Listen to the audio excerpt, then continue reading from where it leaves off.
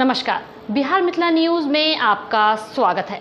मैं हूं तलत परवीन। बिहार और खासकर दरभंगा में शिक्षक और छात्रों के नामांकन के बाद समस्याएं शुरू हो जाती हैं।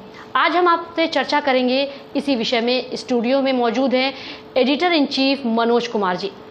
हमारे इस कार्यक्रम को 10 मिनट ज़रा गौर से देखिए ताकि यह आपको फ़ायदा पहुंचा सके। मनोज जी, आजकल बच्चों पर काम और पढ़ाई का दबाव बहुत ज्यादा रहता है, इससे कैसे बचा जाए? तो चलिए, आज हमारे दर्शकों को हमने ये अनुभव किया है कि विगत कुछ दिनों में अभिभावक थोड़ा सा कंफ्यूजिंग स्टेटस में होते हैं। कहाँ बच्चे का नामांकन लें, जिस स्कूल में बच्चे को पढ़ा रहे हैं उस बच्चे को निकालना बेहतर होगा तो किस स्कूल में डालें। अगर स्कूल से बच्चे को निकालते हैं तो उस परिस्थिति में क्या स्कूल मैनेजमेंट एक्सेप्ट करेगा कि नहीं करेगा, किस तरह का प्रॉब्लम क्रिएट ना करे, फिर उसे मिसगाइड करने का प्रयास करेगा, फिर कहेगा आपके बच्चों पर स्पेशल अटेंशन दिया जाएगा। इस तरह की समस्या से उलझ रहे हैं अभिभावक। इसलिए चलो देखिए, काफ़ी महत्वपूर्ण ये हो जाता है कि बच्चों को आपने जो सवाल पूछा उससे पहले हम ये बता दें कि अभिभावकों को सबसे पहले निगरानी रखनी आवश्यक है स्कूल मैनेजमेंट के हर एक एक्टिविटीज़ पर, और खासकर बच्चों पर, क्योंकि स्कूल मैनेजमेंट और बच्चों के दोनों के बिहेवियर दोनों में जो अगर बदलाव आता है तो निश्चित तौर पर आपके बच्चे के लिए हानिकारक होगा। उसके स्कूल में जब किया, फिर इस सेशन में गया, अगले सेशन में फिर बच्चे आएंगे, फिर उस स्कूल से बच्चे हट के विश्वास के साथ उस स्कूल में आते, फिर वहां से भी हट जाते, तो ये निश्चित तौर पर नुकसानदेह साबित हो सकता है। आपने सवाल क्या पूछा था? सवाल था कि काम और पढ़ाई का बच्चों पे दबाव बहुत ज्यादा हो गया, उससे कैसे बचा जाए? निश्चित तौर पर हम अपने दर्शकों को, खासकर अभिभावकों को बता देना चाहते हैं, इस पॉइंट से स्कूल मैनेजमेंट को कोई मतलब नहीं है। जो क्लास टीचर होते हैं, जो क्लास वर्क देते हैं, उसको कोई मतलब नहीं होता। मतलब होता है अभिभावकों को। अभिभावक अपने बच्चों पर दबाव डालते हैं कि देखो परीक्षा का समय आ गया है, नामांकन का समय है, वहाँ टेस्ट होगा, टेस्ट में तुम्हारा कैसा रिजल्ट होगा, मार्किंग होगा, उस हिसाब से जो सेक्शन होता है स्कूल्स में ABCD सेक्शन, उस सेक्शन के होगा। कई स्कूल ने तो अब सेक्शन हटा दिया। अब जो ए में है, एक ग्रुप में है, उस बच्चे में से 10-10 करके ABCD में डाल दिए ताकि जो पीछे के बच्चे हैं वो भी ए में साथ में आ सके। उनका अलग मेंटेलिटी हो सकता है कि जो पीछे के बच्चे हैं, जो निचले स्तर के बच्चे हैं, उनसे वो कुछ बड़े स्तर के जो हाई लेवल के स्टूडेंट है उसके साथ वो मिक्सअप हो जाए और कुछ करें। और ये भी हो सकता है कि जो सीनियर स्टूडेंट है, जिनके पास ज्यादा प्रतिभा है, वो पीछे के बच्चे के साथ पिछड़ जाए। तो लेकिन अलग अलग मेंटेलिटी है। बच्चों पर काम का दबाव स्वाभाविक है, क्योंकि जब भी स्कूल प्रारंभ हो जाएगा उसका सिलेबस, उसके हिसाब से चैप्टर वाइज उसको, क्योंकि 3-4 कई एग्जामिनेशन भी होते हैं स्कूल के स्तर से, तो उस स्कूल के स्तर से एग्जामिनेशन को तैयारी करने के लिए उस पर दबाव होता है। उस दबाव को पूरा करने के लिए स्कूल के तरफ से कोई अलग से क्लासेस नहीं ली जाती। सबसे बड़ी बात है दरभंगा में, हम कहेंगे, कहने के लिए तो वादा बहुत कर देते हैं अभिभावकों को, लेकिन अलग से क्लास की व्यवस्था नहीं होती है। तो क्या होता है कि अभिभावकों पर तनाव रहता है कि बच्चे समझ नहीं रहे हैं क्लास में, तो इस बच्चे को किस तरह काम के दबाव से थोड़ा सा करें। कभी कभी तो कोई आपके हिसाब से लगता है कि बच्चों को स्कूल को एक्स्ट्रा क्लास देना चाहिए? निश्चित तौर पर अगर आपके स्कूल में 100 बच्चे हैं तो मान के चलिए 40 बच्चे पिछड़े हुए होंगे।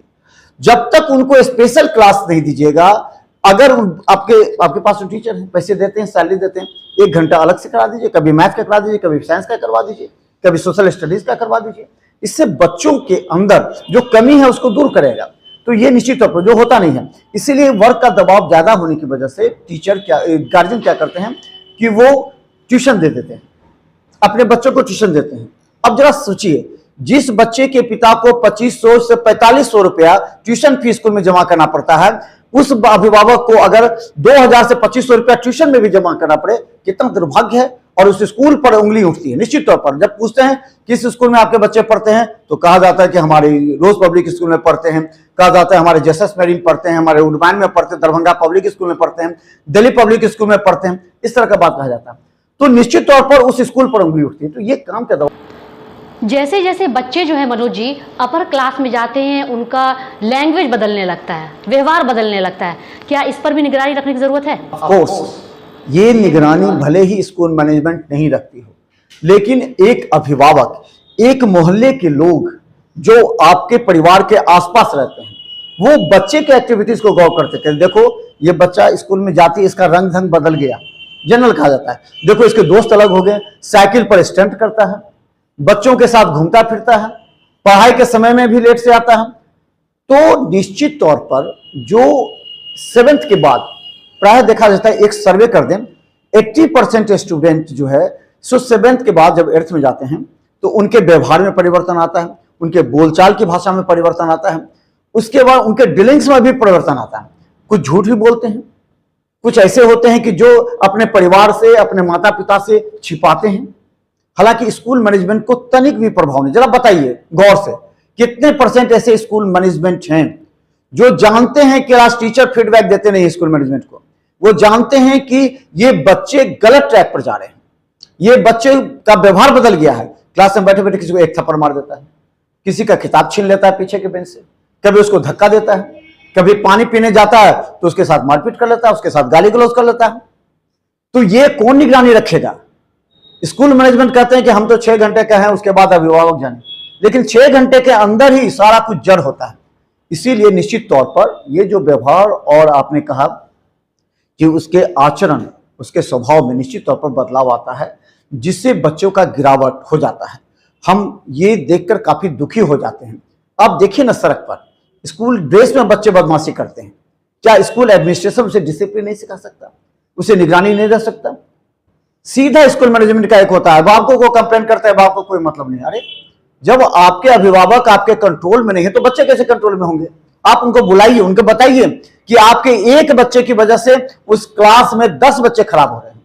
देखिए स्थिति माहौल बदलेगी, लेकिन नहीं करेंगे। सबको चाहिए व्यवसायिक, सबको चाहिए फायदा, पैसा, और ये सबका सवाल हम पूछते हैं। कई स्कूल मैनेजर अपने दिल पर हाथ रखकर अगर सोचेंगे हमारा कार्यक्रम, तो निश्चित तौर पर उनको बदलाव करना होगा, बदलाव करेंगे भी, क्योंकि बड़े बड़े स्कूल की हालत खराब है। दूसरा, कॉर्पोरेट स्कूल की एंट्री हो चुकी है। अब आपका ये सवाल बहुत जरूरी है कि जो बदलाव हो रहा है उस पर निगरानी अभिभावकों को ही रखनी पड़ेगी। अगर स्कूल मैनेजमेंट रखते हैं तो और भी अच्छा है।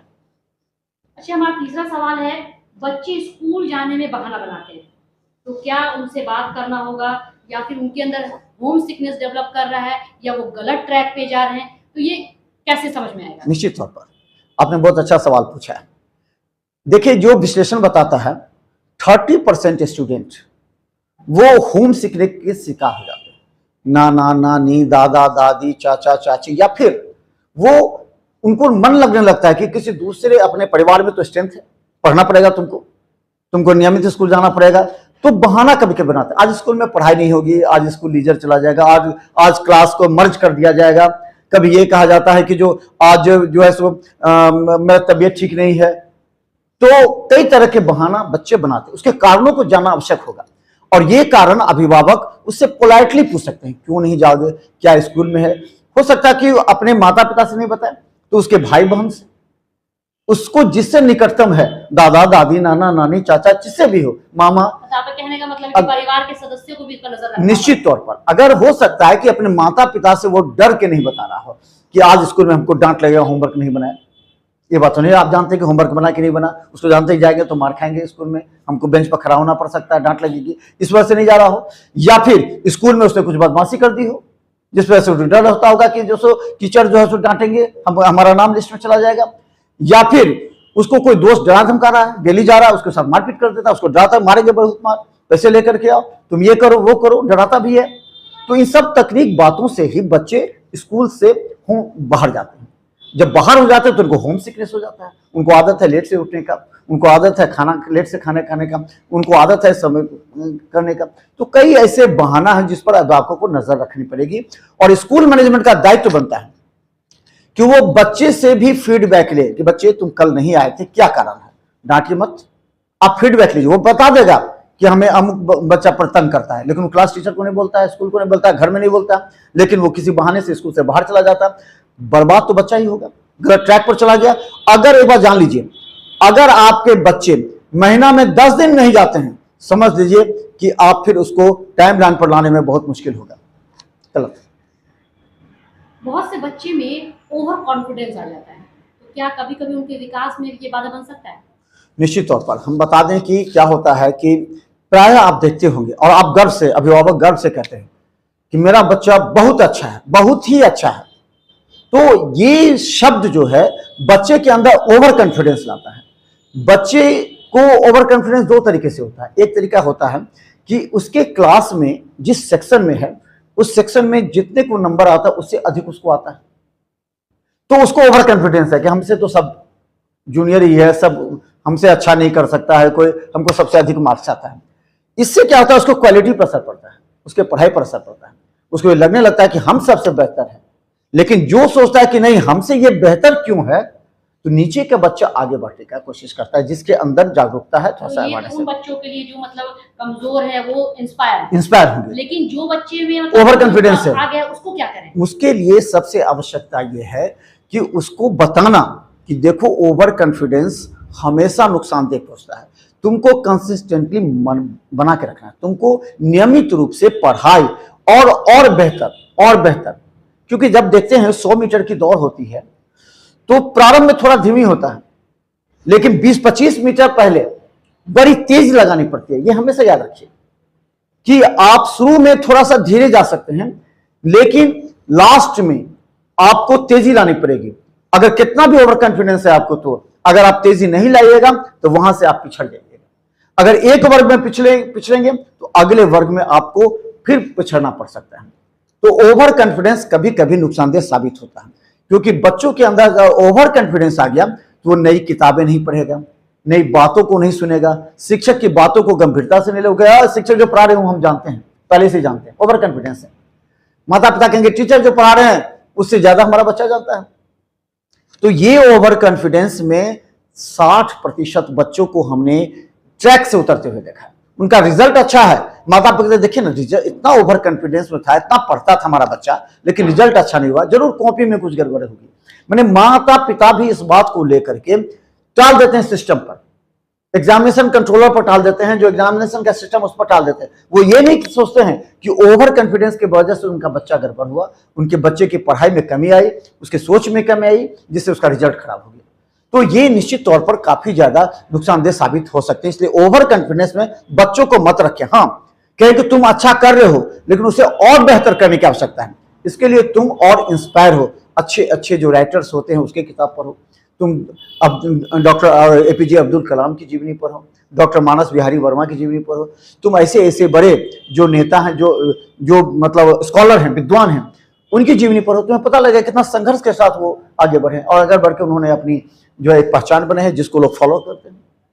चलिए, बहुत बहुत धन्यवाद मनोज जी। लगातार आपसे हम ऐसे ही मुद्दों पर चर्चा करते रहेंगे और आम जनता को इससे फायदा मिले ऐसे कार्यक्रम आपको हम दिखाते रहेंगे। धन्यवाद। धन्यवाद।